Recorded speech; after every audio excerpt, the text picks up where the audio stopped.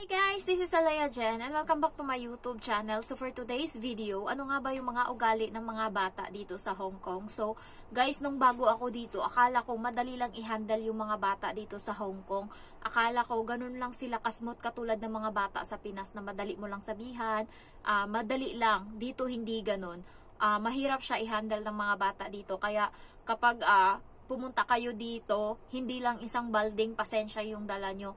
Dapat unli pasensya talaga. Kasi guys, grabe yung mga ugali nila dito. Kahit mga amo or mga parents nila, pinapahiya nila yan sa public. Yung amo kong babae, mas maraming pahiya yung ginawa ng alaga ko sa kanya kaysa sa akin. Sa akin hindi siya makaubra. Pahiya-hiya mo ko, sige, patay ka sa akin mamaya. So, sa amo kong babae, sisigawan niya yan. Go away, I don't like you, ganun. Umalis ka, wag mo akong hawakan, ganun. Stop it, I don't like it. Tapos ang daming nakatingin. So, ganun kalala yung mga bata dito sa Hong Kong. Nung bago ako guys, takot ako. Buti na lang, nung bago ako, meron siyang laruan na parang, hindi siya puzzle, ano tawag nun? Yung mga square magnetic na pwede kang gumawa ng bahay, ganyan, ganyan. So, ang ginawa ko pagdating, sobrang, ang kapal na ng dumi. Gusto ko siyang linisin, iniisip ko, ano ko kaya, linisin ko, bahay siya ginawa niyang bahay, sabi ko, linisin ko kaya to, buti na lang kamo guys, hindi ko nilinis, kasi, may, iiyak pala siya, magwawala siya pagka ganun yung nangyari, buti hindi ko, tinanggalan ko lang siya ng konti sa gilid, inipon ko, pero hindi ko siya inubos na, tanggalin, sirain yung bahay, yun pa naman yung nasa isip ko, buti hindi ko ginawa, so, nung bagong dating ko, nagwalis ako. So, ang daming kalat, ang dumi-dumi ng bahay. Tapos, kinaumagahan, pagising niya, sabi niya agad sa akin, alam niya na yung pangalan ko. So, pagising niya, alas 10, tagal na akong tinuruan ng amo kong babae. Nagsimula kami magtrabaho alas 7. So, tinuruan niya na ako. Gumising sa ngayon alas 10, sabi niya sa akin, I don't like you, Genevieve. Ay, alam mo yung nagulat ako, hindi ko naranasan yan sa Pinas. Alam mo yung paglabas niya, mukha pa siyang hindi mo maintindihan yung mukha niya kasi parang nakaduster siya, body bag yung tawag.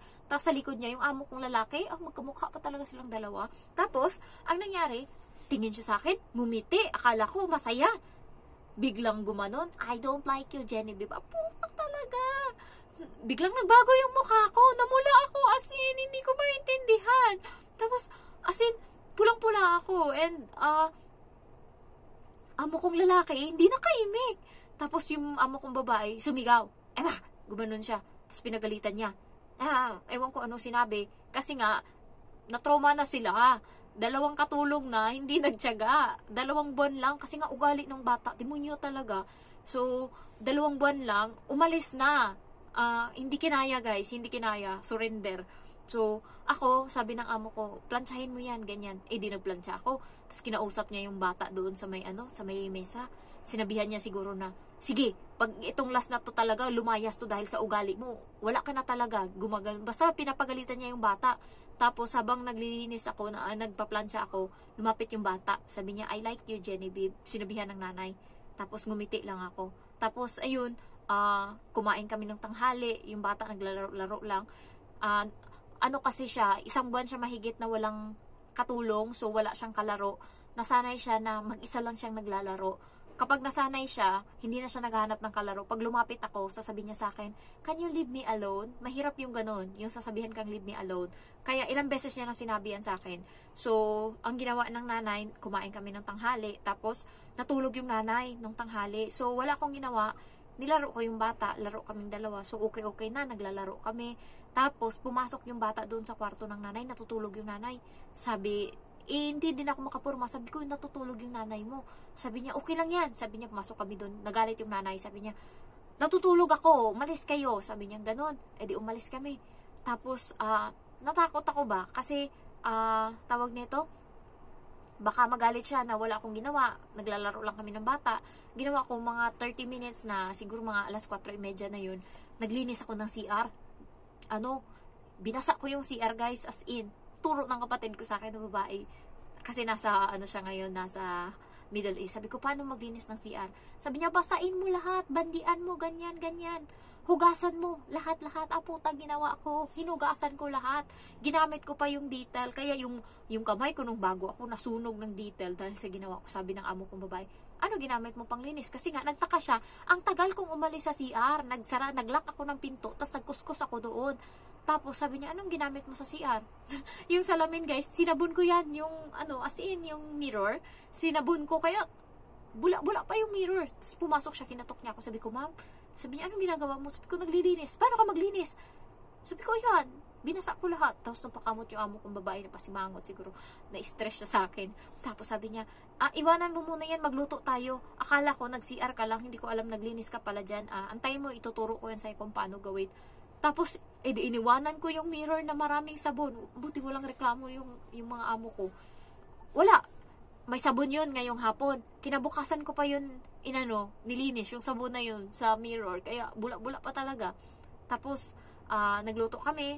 Yung bata, mahirap siya alagaan. Kasi nga, kadala malapit ako sa kanya, sabi niya sa akin, can you leave me alone? Tapos, syempre, ang kalat ng kwarto niya, hindi ko pa natapos kasi gulong-gulo. Wala talaga. Grabe, sobrang dumi ng kwarto ng bata. Kala mo tinirahan na ng ipis. As in, nagkalat na yung papel, yung buhok, yung alikabok, yung mga sira na laruan, kalat-kalat. Tapos, ang ginawa ko, kada maglalaro siya, bantayan kong malingat siya, ita-tidy up ko, ililinisin ko, ibabalik ko sa basket. Sabi niya sa akin, don't tidy up. Tapos, hindi ako nakinig. Sunod naman, tinidy up ko na naman, nilinis ko na naman, binalik ko yung mga pinaglalabas niya. Sumigaw ngayon pangatlong beses, don't tidy up! Grabe, uso dito sa Hong Kong yung sigawan guys. Sinigawan niya ako. So, nataranta ako, hindi ko alam kung ano gagawin ko. Baka magalit yung nanay, bakit sumugaw yung bata, bakit ganyan? Tapos sabi ng nanay, Nesia! Gumanon. Sabi niya, Achena! Sabi niya, Jenny babe! Ganyan, nagsalita. Na nililinis ko daw, inaano ko. Tapos ayun, pinagalitan siya ng nanay. Para sinasabi, hayaan mo na, ganyan. So, ako nahiya, ako bahala ka dyan, animal ka na bata, sa utak-utak ko. Tapos, grabe yung naranasan ko sa bata, basain ka sa shower, lahat na, papahiya ka. Naranasan ko din na naglakad kami sa daan, ewan ko, hindi naman kasi sinabi sa akin ng amo ko na hawakan ko yung bata. Ngayon, nag-away silang dalawa ng amo ko sa daan, hindi ko alam saan sila nag-away, pero hindi sila nagpansinan, nakasimangot yung amo kong babae. Nung ko, kasi sabi niya magkita na lang daw kami sa baba kasi nga pupunta kaming ice skating. So ngayon, ayaw magpahawak ng bata, tumatawid kami, gumanon sa akin, hindi ko na hinawakan. Sabi ng nanay, next time hawakan mo, sabi niya ganun, bawal tumawid ng hindi hinawakan yung bata. Rumason ako, bago pa lang ako nun, sabi ko, ayaw niya magpahawak, inano niya yung kamay ko, ginanon, sabi kong ganun. Tapos sabi niya, sa susunod nga, nagalit na din yung amo kong babae. Rumarason ako talaga, laban. Sabi niya, sa susunod nga, sinabihan ko na siya, kaya sa susunod, hindi na yan siya magaganyan. Sabi niya ganun. Kasi nga, lumalaban talaga ako. Alam ko, wala akong mali. Rarason talaga. Kaya nung bago talaga kami ng amo ko, sabong talaga kami parati. Hindi ako nagpapatalo kahit hanggang ngayon. Kapag alam kong may rason ako, hindi ako nagpapatalo. Katulad nung nakaraan, sabi niya, lutuin mo yung ano ba yung inutos niya sa akin? Yung manok, ganito yung gawin. Tapos biglang, nung gabi na, sabi niya sa akin, baboy yung pinapaluto ko, hindi manok. Sabi ko, manok yung sinabi mo sa akin, hindi ko nakakalimutan. Ginanon ko talaga. Kaya hindi yan siya umubra sa akin, rason-rasonan niya ako, kasi malaban talaga ako. Kaya sinabihan siya ng amo kong lalaki, ano nangyari sa'yo? Ba't parang nawala ka sa sarili mo? Ginanon siya. Sabi niya, siguro sa pagod. Hindi ako nagpapatalo, bahala ka dyan. Kaya, ayun, naglabas ako ng hinaing dito sa vlog ko kung anong gagawin ko kasi nga yung bata hindi ko makontrol and meron akong and kung ano yung gusto ko, kung ano yung bawal, sabi ko wag mong gawin yan, wag mong gawin, yun yung gagawin, yun yung sisirain, yun yung itatapon, yun yung sisirain talaga as in. Kaya ang ginawa ko, nagsabi ako dito sa vlog ko, sinabi ng isang subscriber ko na matagal na dito sa Hong Kong, nag for good, si ate, sabi niya, i-reverse psychology mo. Kung ayaw mo, sabihin mo, sige, gawin mo, ganon. So, ayun yung ginawa ko. Halimbawa, nung nakaraan, ibabagsak niya yung gamit, sisirain niya. Sabi ko, sige, sirain mo, sige, perfect. Alam mo yung i-cheer ko pa, sige, perfect, ayan, gawin mo yan. No, ibabalik niya yan. Kapag nakita niya, kapag sinabihan mong, Huwag yan, magagalit yung mama mo. Ay, pupush. Pero pag sige, gawin mo. Ang ganda niyan. Sige, sirain mo para wala na ako lilinisin. Masaya yung buhay ko. Oh, perfect. Gaganon ako parati. Tanga-tanga talaga ako. Sasabihin ko, ay, perfect. Perfect. That would be a good idea. Ganon talaga yung reaction ko. No, gaganon yan siya. Kaya guys, yung bata, natuto na sa akin. Tulad kagabi, lumalaban ako. Naglilinis ako ng laruan niya. Ginawa niya, nilagay ko sa bag. Alam mo ginagawa niya? Sinisipa niya yung bag. Alam mo yung laruan sa loob, pinapalabas niya. Sabi ko, aba, andyan yung nanay. Nakikinig lang, aba, ginanon ko. Nagsasalita ako ng dito ng Tagalog or Bisaya. Minsan pag nagmumura, Diyos ko, linti, di puta. Pagka tapos sabi ko, aba, ginanon ko siya. Sabi ko, if you're doing like that, you are the one who tidy up. Sabi ko ganon, sige. Takot yan siya pag nagsalita ako ng sige. Tapos sabi niya, no, I'm going to the room now. Good night. Sabi niya ganon, labas siya, takbo siya kaagad. Kaya yung bata dito, natututo na to sa akin. Mas nakikinig pa sa akin ngayon kaysa sa nanay. Pinapabayaan lang din ako ng nanay na disiplinahin. Kasi nga, napapahiya sila nung hindi ko to dinidisiplina. Maraming tao, sinisigawan siya. Bastos yung bata. Kaya kahapon, may bitbit siya na gamit. Example, bitbit niya to.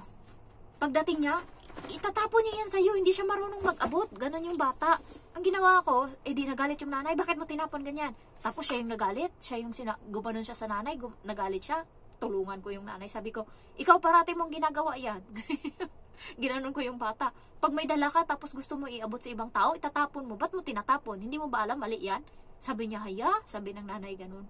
Tapos ayun, nagsalita yung bata na, yun nga, ganyan. Sabi ko, tara na, maligo na tayo.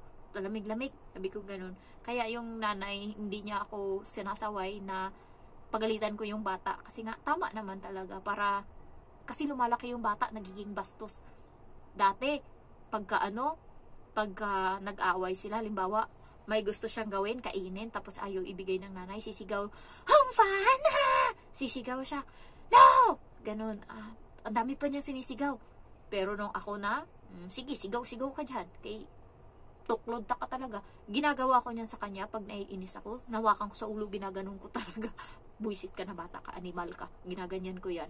Tapos, nung bago guys, ayaw niyang tumigil, kakaligo. Kapag sinabihan mo, tigil na, tama na yan. Ay, ayaw tumigil.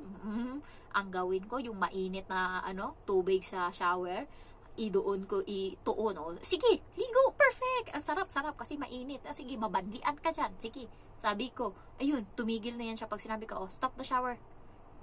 Tigil na siya. Pinapatay ko yung gripo. Wala na siya magagawa. Dati, away pa kami. Ngayon, hindi nang ganun. Sabi ko sa kanya, huwag ka nang mag-inarte, matanda ka na. Hindi ka nahiya. Kala mo, paglaki mo, sabi ko ganun, kala mo, paglaki mo, nakakahiya ka. Kasi nga, walang may gustong makipaglaro sa'yo kasi yung ugali mo, cheater, sabi kong ganun. Ayaw niyang malamangan, alam mo yung kung kapag natatalo siya, ayaw niyang natatalo siya, nagagalit, alam mo yon. Kaya sabi ko sa kanya, laro lang yan. Paano, hindi ka makakapaglaro ng ibang bata pag ganyan yung ugali mo, ginaganyan ko talaga siya. And ngayon, Pasko, sabi niya sa akin, kasi nagbabasa kami ng kwento about Pita Cat na yung Christmas, Santa Claus. Tapos ngayon, may hinanda na siyang socks, Santa Claus socks, para pagdating daw ni Santa Claus sa 25, bibigyan siya ng ng regalo. Sabi ko, ano ba wish mo kay Santa Claus? Ano gusto mo? Sabi niya, seaweed, biscuits, ano pa yung isa? Nakalimutan ko na. Basta ganun yung gusto niya. So, binilhan ko siya ng seaweed. Ayan. So, meron siya doon, pero binilhan ko siya uli. Iba din yung bigay ni Santa Claus. So, ito, para sa kanya to. Kasi nga, ngayon 21 and 25 na ako ulit makakalabas. So, hindi ko na maano yung Pasko niya. So, kailangan 24 ng gabi, malagay ko na to doon sa niya, sa Christmas, Christmas socks. And, binilhan ko siya neto. Nakakita kami neto sa Miniso. Siya, mabango pala siya. Nakakita kami nito saging, tas parating niyang ginaganyan. So, may nakita ako kanina doon sa, ewan ko anong shop yun, binilhan ko siya.